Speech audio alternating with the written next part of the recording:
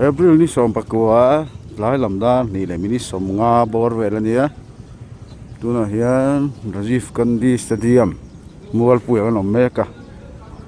in khel Chanmari FC le Diamond Harbour ai khel dona hei final tu kani second division I league ania anni hi sang pani annia champion in judo nani hei khel poimo taka hian a chak zok hi champion tur angan nia tin I league kha an tling don bokani tu chu kan lu tanga in khel hi kan en chho don ani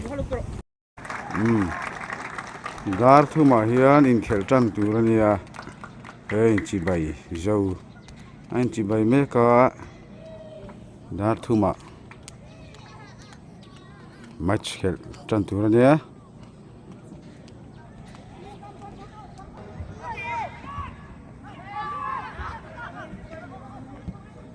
Chanmari hian an khel tawa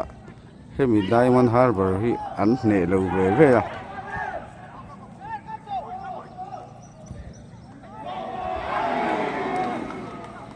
ne puan e thual hal ma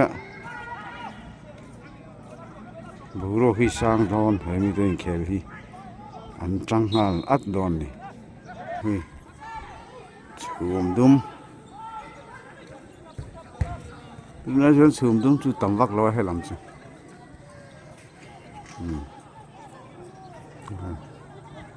chum dum khoi khoi ma chuan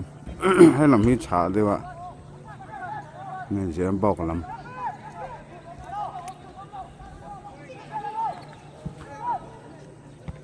ngon rồi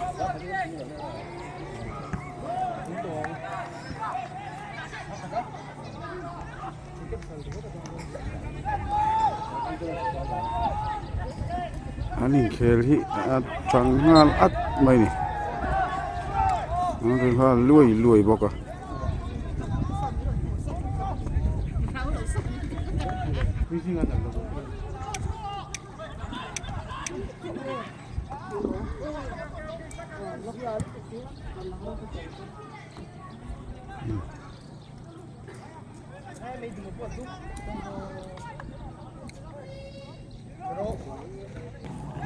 anh khel mấy cái tu là hiền chúng có trăng kiên cảnh làm football fancy anh là ngồi trời không mà đấy khá chú goal ngay từ ra ngay goal lâu football fancy áo đủ lâu mà áo ruột thế sẽ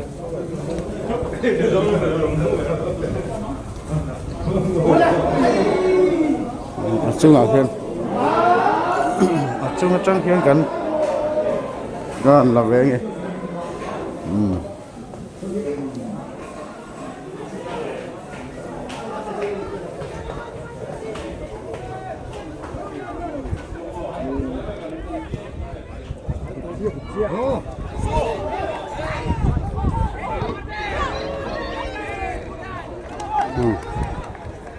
anh này hiện đi cameraman nó trùng sắp mày này nghe này official đâu nghe này cả xe lâu ạ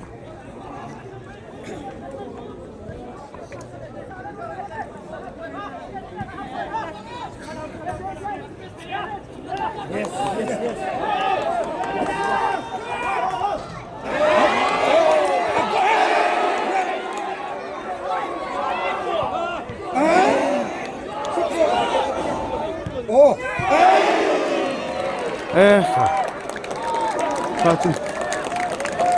càng lạng lái cả kinh goal lâu chắc mà cái té goal lâu chắc rồi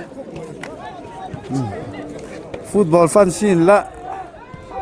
áo nó sao lâu đâu nè khu nuôi khu là chung ngôi chua bự ngót ta chung ngôi chua bự ngót ta free kick and pay đó na hey tụi nó khel bầu rồi cái chữ trắng tiết trái trắng chặt nghề ngay Chanmari tang hian chak nge tul ani Mizoram nge anin khel a tuna hian an chak zo angem tuna hian a gol angem MS also e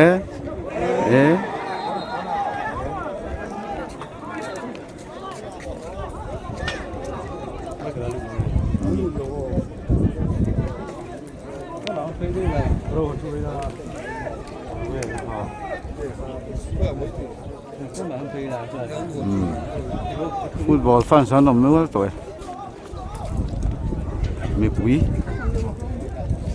mi pui áo cắn mà moni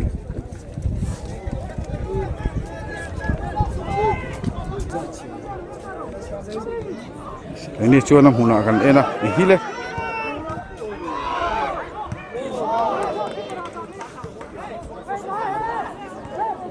in khel chu amu nom khop mai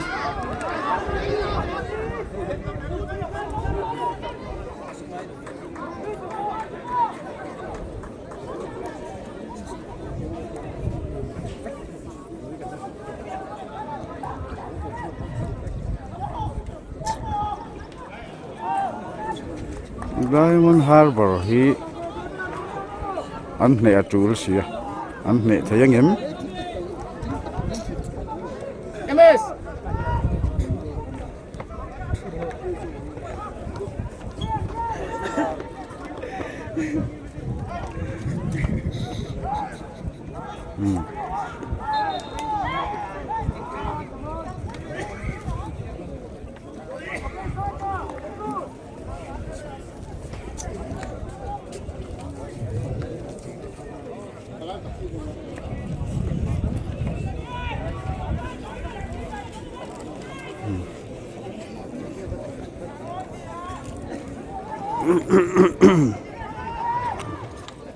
hay là sen hi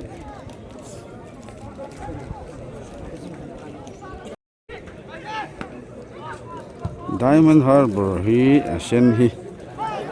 an chake me maya an lian boka Chanmari a chon an lian deuh ni na lang ani bokina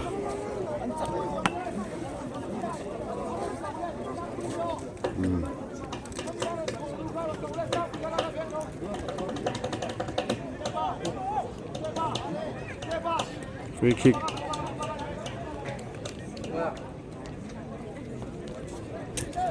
ada lo me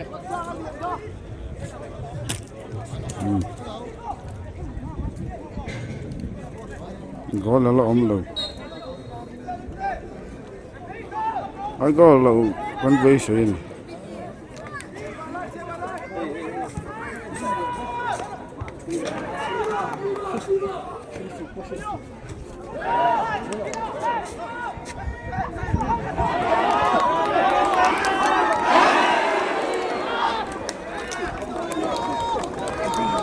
hun na ya nan che thai lo the ni ti palle the ni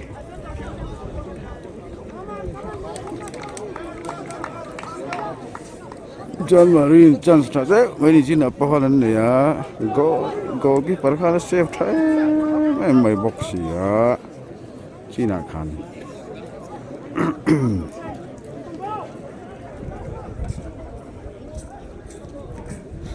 tun din huna chuan Chanmari hian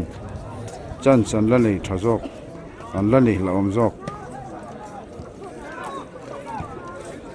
go la om lo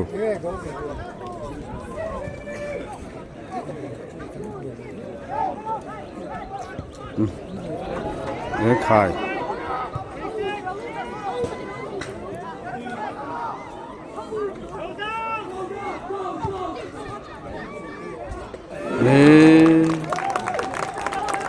kalian la om mai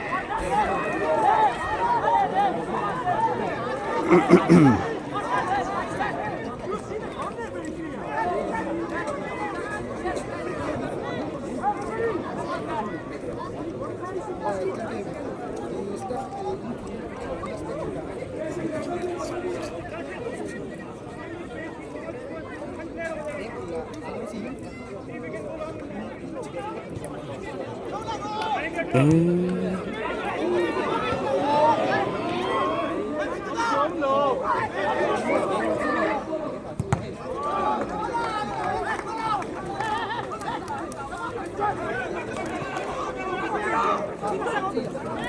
Khéo bố rồi trắng khóc mà có bên tây tới rồi có bên khát lẽ mấy à lũ lìa na mọc thằng bò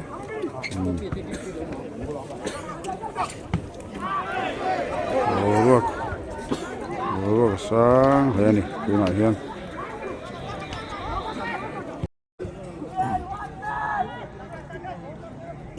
Chanmari corner bé tắm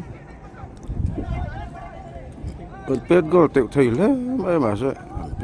nó pet go thầy rất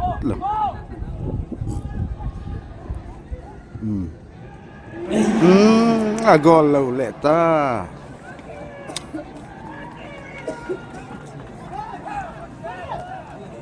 Chanmari phân xuyên lán này lâu mình đấy chính xuyên này nghe tên sặc lâu à đưa sặc ruột về đuổi này à rồi lên xí khách chuộtนั้นสรุปดูมันนี่ข้าอันจักผาแต่ปนยังมีปุ๋ยต่ำด้วยนั่นเองนะวันจุอภัยหมดแต่แรงเนี่ยอันลังโอยเดียวไม่นี่Chanmariฟันสิโมอันเอารัวดูโดนเนี่ยบุกันเจี๊ยเฮ้ยเป็นอะไรลูกเจียนฟันเท่าอันทุ่งอ้อยทุบกันง้อยทุบริงดมาอะอัฐเราเล่มาควงเน่นดีตับตัวเนี่ย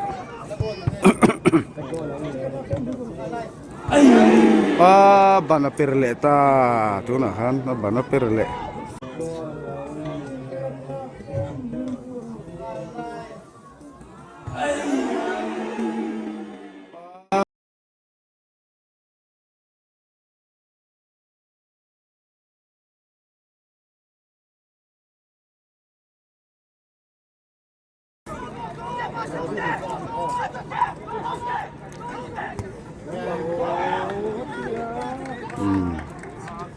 cái ta là lấy túi nặng khá nín ui ốm nó tục đúng là khăn gol bar pera ui ốm khóc mày Chanmari hiền chân sân ngả lẽ tao tu này hiền phar sa phani anh là thì gol lấy thầy lâu nhỉ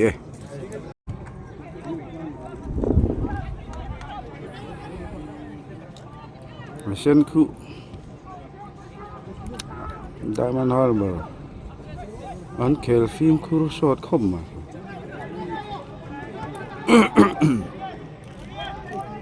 tôi là hiện gọi là lụt rất lâu mà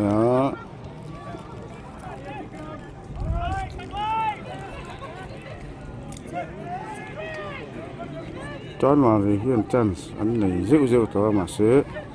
anh lót thì gọi thầy sĩ là vậy sen hậu của cho nên chân sen lên ý xem thấy vắt là vậy tuôn tiền hồ nạp cho anh mà sen là ông ru riêu năn đấy này cắt mày nè còn cù riêu mà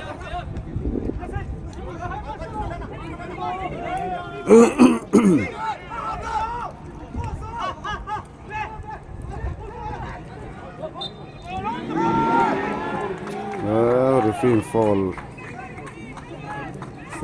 ahama free kick kan huwa ahla omang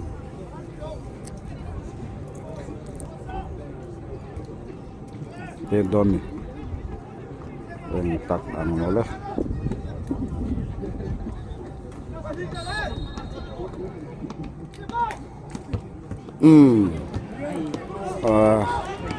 gol lâu mà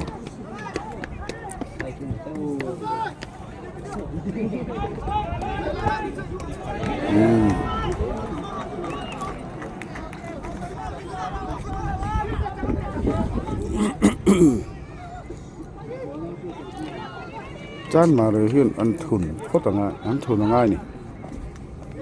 anh thun thấy là số nó bùi thạc lát tú nó số nể giọt anh nó lằng ạ bố có số là có anh thả giọt mấy thầy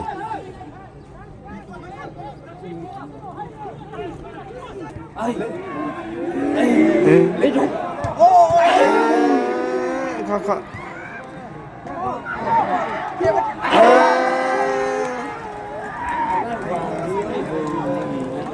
Chanmari hian goal bar voi ni tro goal bar voi ni an pet per to an in ni to lo khop mai kha kha chu second half an ron come back thấy chọn phụ omang reng khop mai hay an pet goal thei tlat lo Chanmari hian chu chun din hun ri ni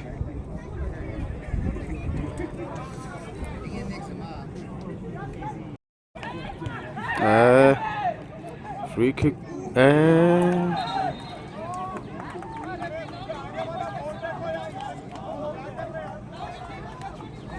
ulum tới là pet do này một tí pet chưa top mày khá chứ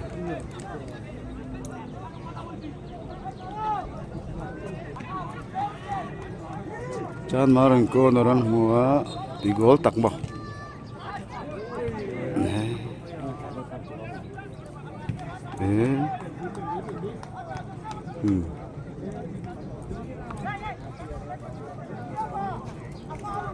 Hellam trying pet liang. Oh hellam trying thâu in pet liang.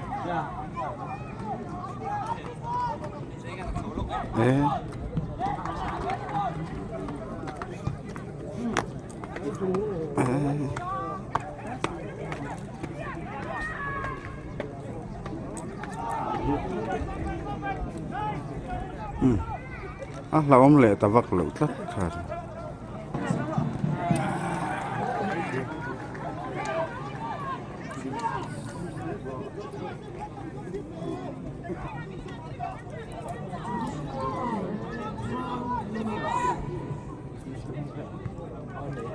Additional 2 minutes and 10 Garcia. First half. Okay.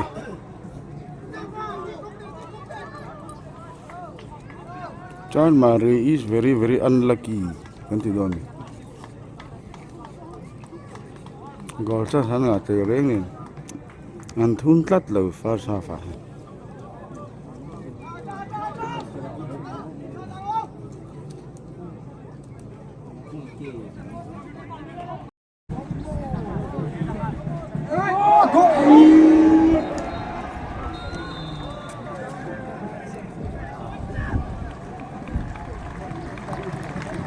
Goal mo kan tim mana tu na kan mase goal lo first half zo hal chiani ehti kan 0-0 ani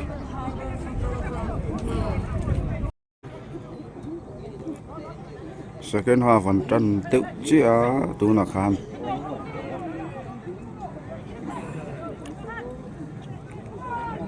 game atang hal le at mai ni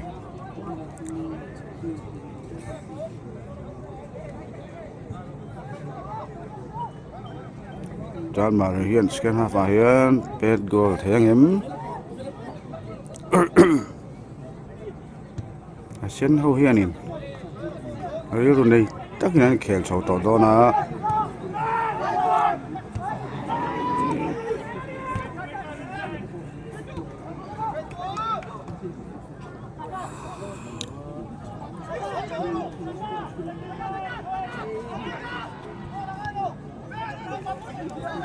sen hi là om tan về riêu do nên là lằng tlat mấy anh là om tan tlat mấy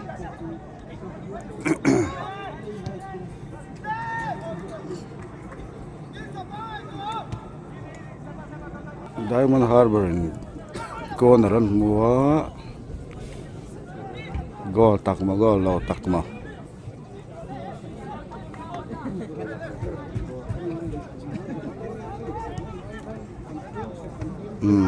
rồi đang á เอาตา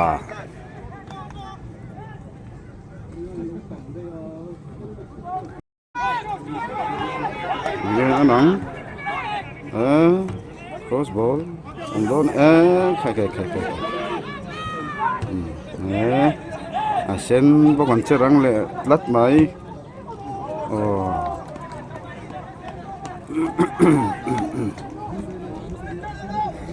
เส้นนั้นเราอมจันทร์ลัด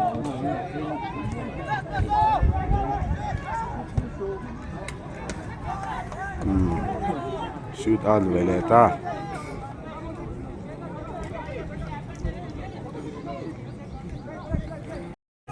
free kick Diamond Harbour free kick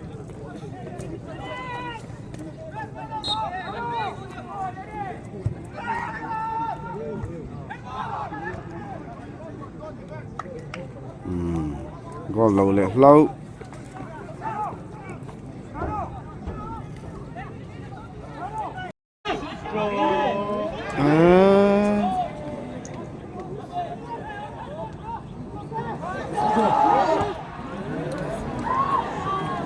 second half Chanmari should voi khanna second half chun ti cheta de utlat mai Chanmari FC tanangai lat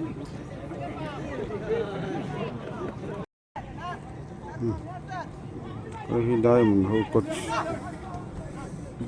ho coach ani ko trăng khop mà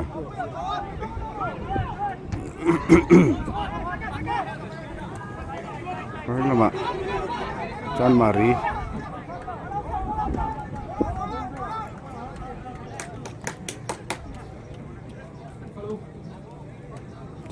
coach substitution 10 thì đón nghe này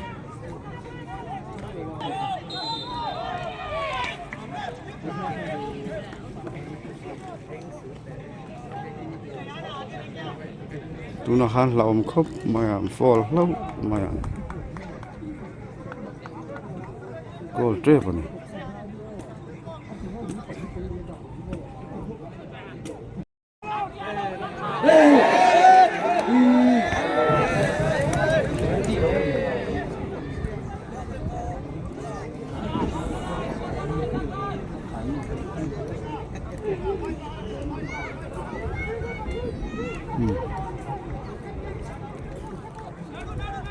penalty lâu được do này cô nã chia free kick penalty muốn thì duel là out duel mà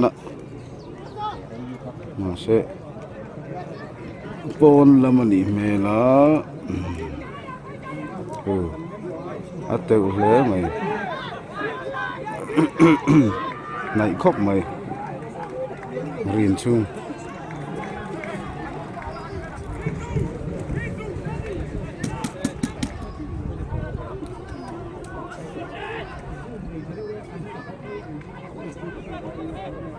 rồi đó đến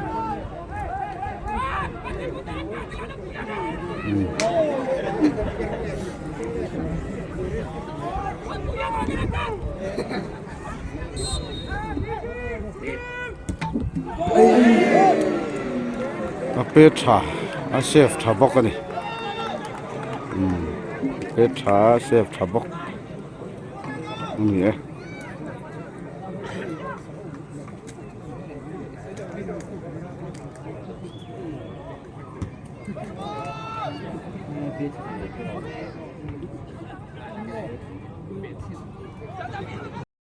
đó là em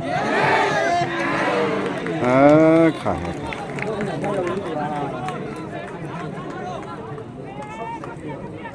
tiểu thuyền lẽ mày con ở trong mù này con ở pet đó nó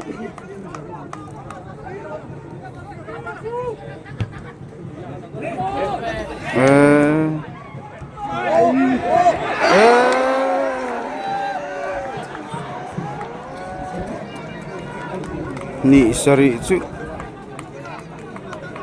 và bin sáng về ui ốm về mày uluk deuh lek se chut goal thei ani kha chu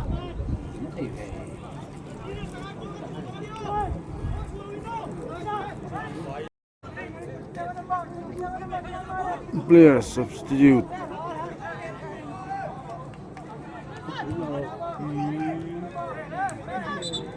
player anh thla ka nga eng angin nge dang lamang o in khel an lo thir lo ni ron ki phat nga sela ron ti gol ha se kan du hle ni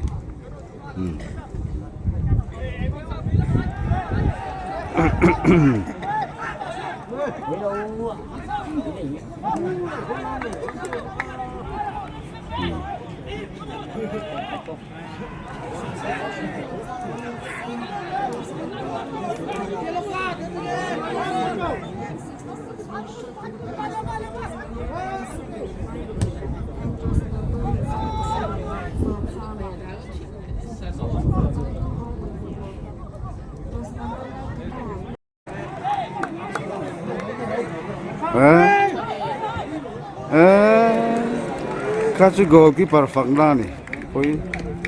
ana lo tlat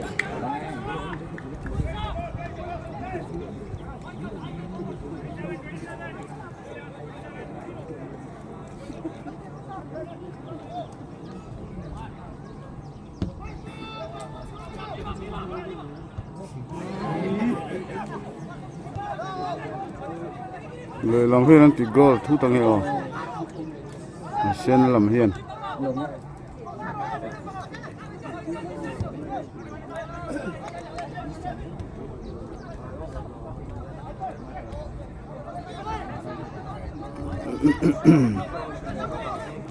second half ania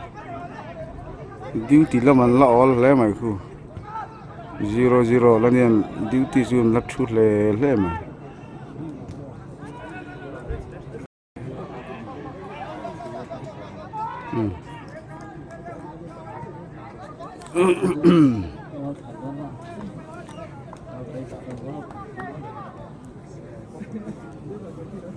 diamond lam hay là nor về lệ lịch thì nó mà sẽ nor nó vắt lâu cái khen học chứ nên ai ta cái là name lắm mà first half icon ghế mà name điệu tất cả việc chứ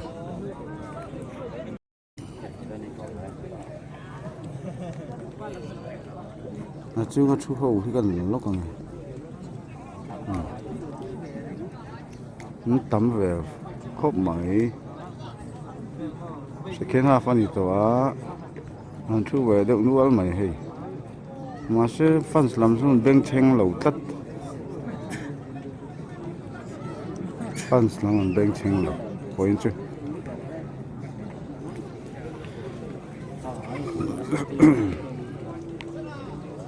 thằng mà nhớ chú bố cả ta hút lem tên chú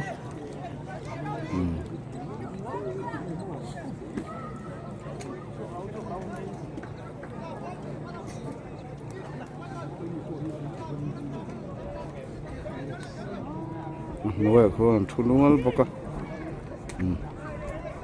cái bún là bao nhiêu chú này này là goal là vậy tu nào hen second half anh Calmec tu nào con long thọ yêu khơi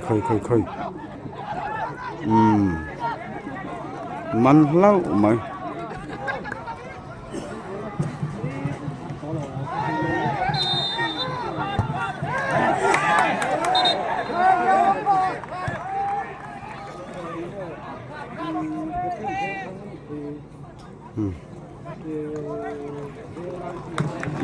warning up there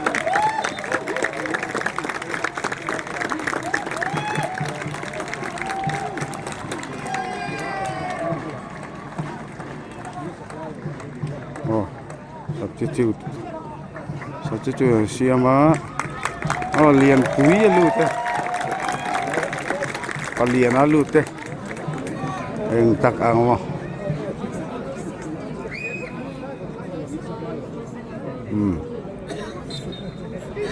striker palian alu ta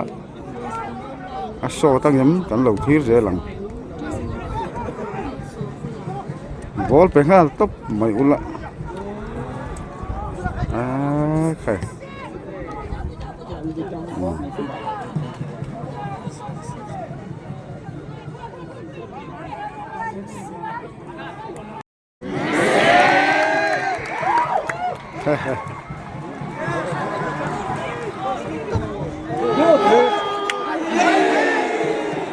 anh ấy tiếng goal lại ta cắt đầu chỗ tụn khác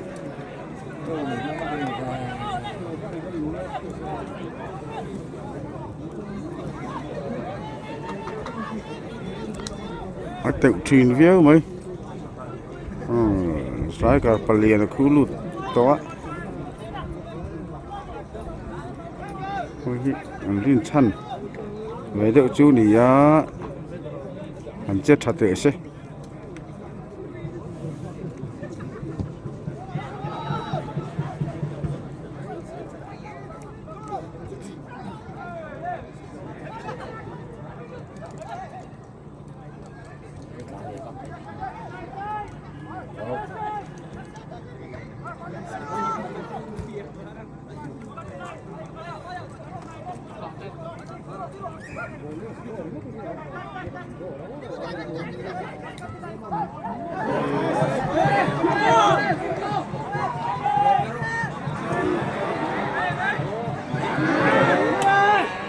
anh ấy tiếng miss pass ôm lại tắt mấy nì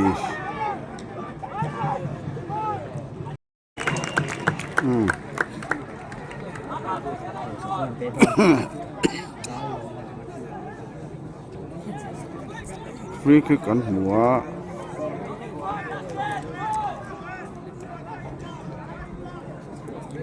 là om tu ra nga yang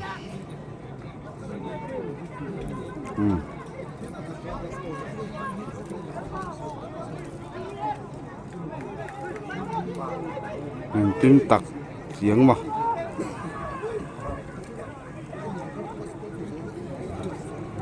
mình bắt 22 phân hết goal rồi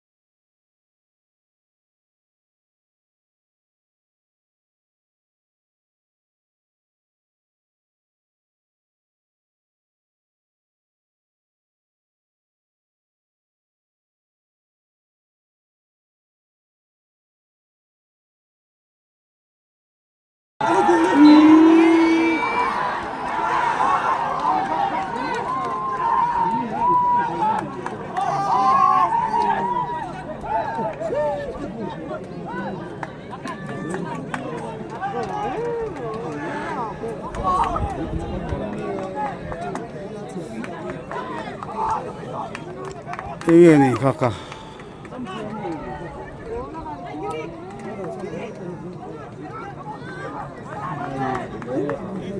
Apaan hầu véo khá chịu.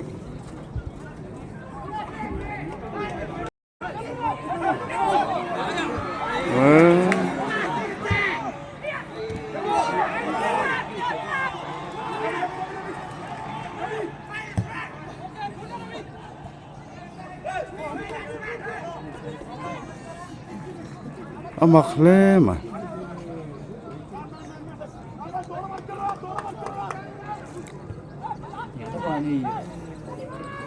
anh chỉ có thấy lâu đấy Chanmari hiền hầu đây nên chỉ có là gol lâu một con tia mà sẽ gol rất bộc sẽ hun top lắm hay top rất lệ ha là hay sen làm hay power rắn này đều muốn gió thì thế này này một tắc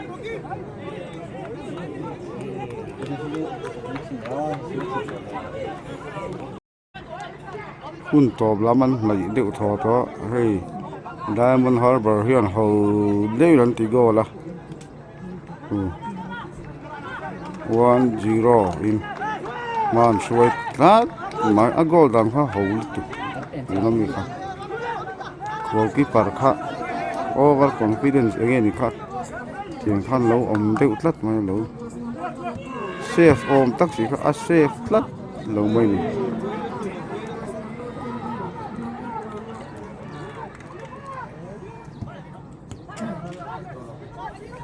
sen hiền cool ta khiนั้นkhel cắt mà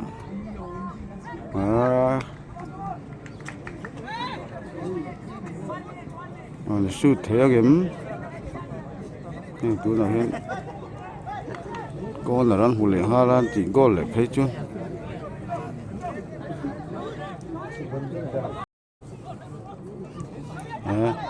con là phốc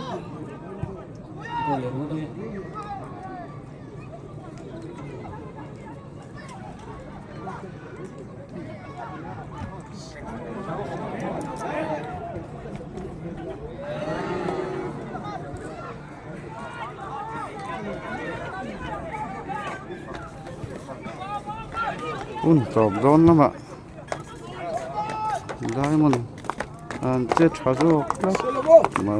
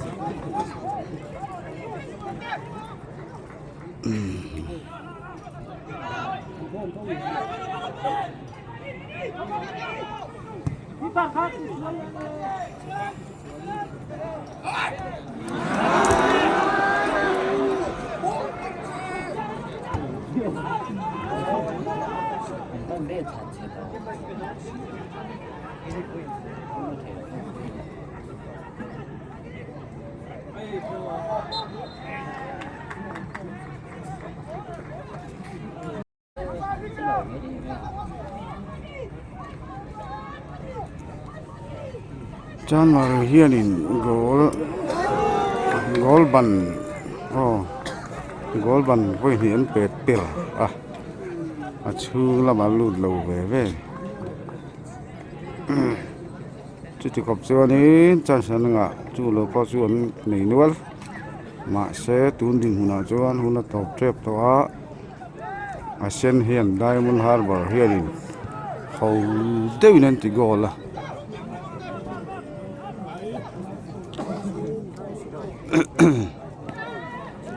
chú vào cho nên chỉ khát ăn khổ phá đi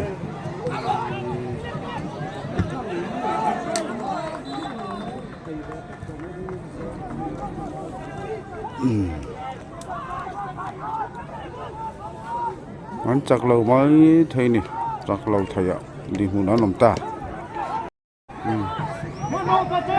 long cho tung mà đi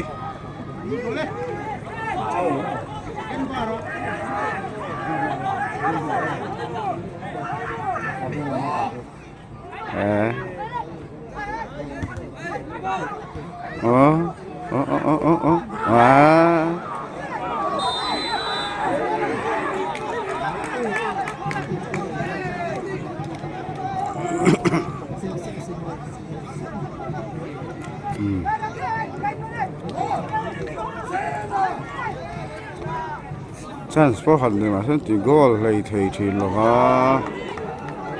chú này buổi thang chú này chan mà chan chôn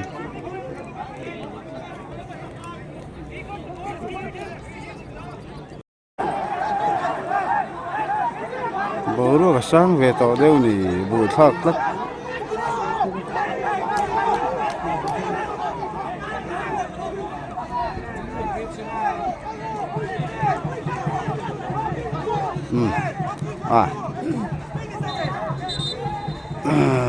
buổi thắc nó hẳn thì về theo lấy lên đi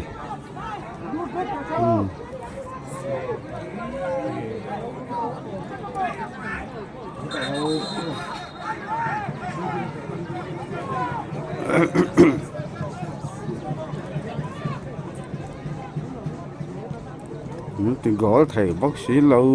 quá đi Chanmari FC HIAN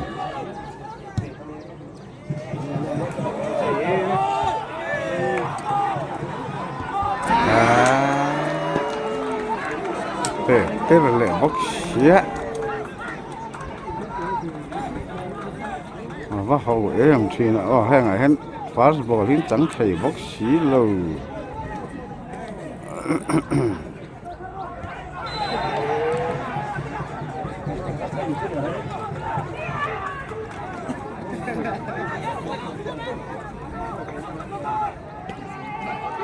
nó lâu đấy thuyền chú này Chanmari HIAN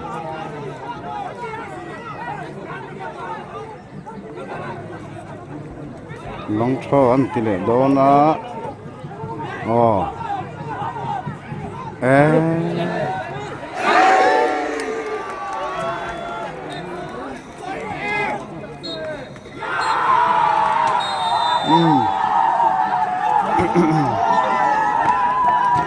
Diamond Harbour anh chặt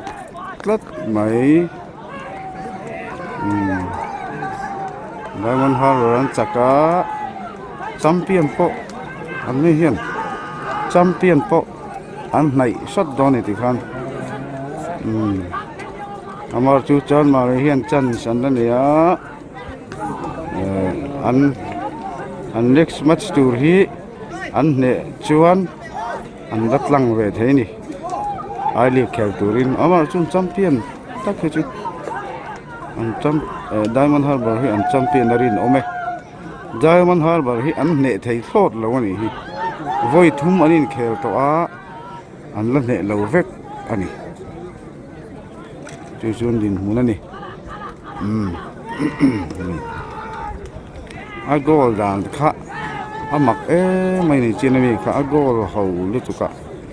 sẽ goal miêu xí thì ngày nào ông lâu này với chú Chanmari cái này bây giờ pui vía vậy goal thế po anh score chết pa anh goal ban po anh pepe ra đều đất anh farsa fa abikin amai ro chú anh van đuôi lệ ta ati mayang anh nè lâu lệ ta hay anh nè thấy lâu club anh đi về ta thắt mấy này Diamond Harbour hi anh nè thấy mi lâu club anh đi tắt tuần tiền mùa nào chôn là kỹ nọ cho chôn anh lên kèn sầu lẽ ngã nghe nhìn anh duyên đó thì chỉ cần phê lâu tiền khán kèn chôn dầu ta nè ama chú Chanmari fans làm tê đuổi nên ao nó lâu pressure anh tên nó lâu nuôi lắm mà con anh khuang te chu an rive de dat dat ani chin khan ama ro chu an penalo tat man nia azol FC fans tena an rig dur ang kha an ni lo de tat maya an khel tha khop mai thawina Chanmari an khel tha an van duai khop mai wen chu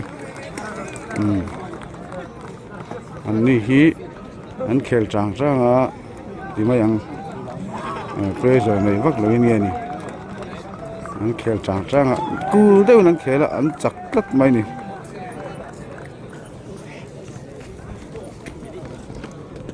rồi là mọi khuôn điện nó đất tại đây vắc là cho mà bị phần khác mai rồi chứ ăn ảo chặt dấu tại lỗ nhỉ khuôn hay là hơn phần sinh mới ra tận chua ăn thì về đấy đất ta mà sẽ ăn chặt dấu tại lỗ nhỉ Diamond Harbour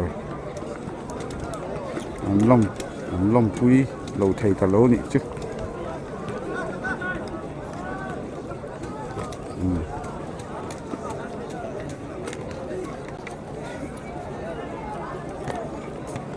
phát lắm anh trần đây ngay đó Chanmari FC chân chú ai lịch chú anh khel chú anh rin ổn thâu à anh sẽ anh khel sầu ra nga ai rồi FC nè na ai lịch thì lại hôm nào anh khel tới po anh hạ lên lắm đi anh khel ngay từ nào po ngay là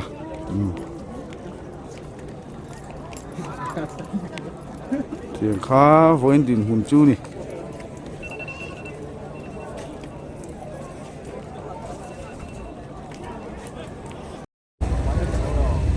bữa nào khá Chanmari lệ Diamond Harbour chứ anh khel kan en zo chia ama chứ 10 in Diamond Harbour an CHAK hầu tết men thì gọi là cái football fan số anh ngồi mấy